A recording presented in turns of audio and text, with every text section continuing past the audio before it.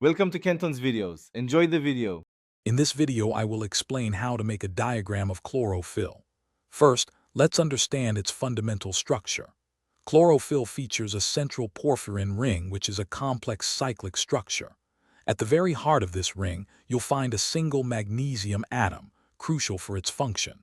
Attached to this ring is a long hydrocarbon chain, known as the phytol tail. This tail anchors the molecule within the thylakoid membrane, making it ready to capture light.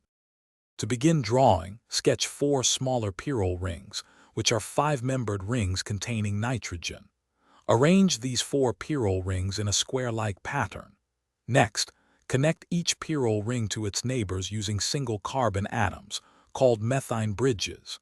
These bridges form the larger porphyrin structure.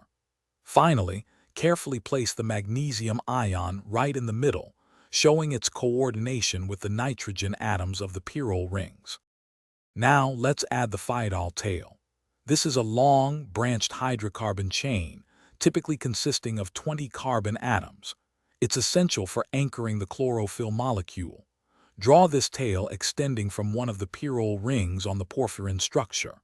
Make sure to illustrate its branched nature, as this detail is important for its interaction with the lipid bilayer of the thylakoid membrane.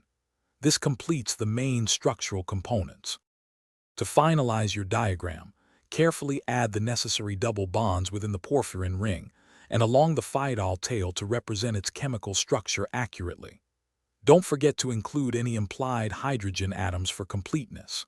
Label the main parts, such as the porphyrin ring, the central magnesium atom, and the phytol tail.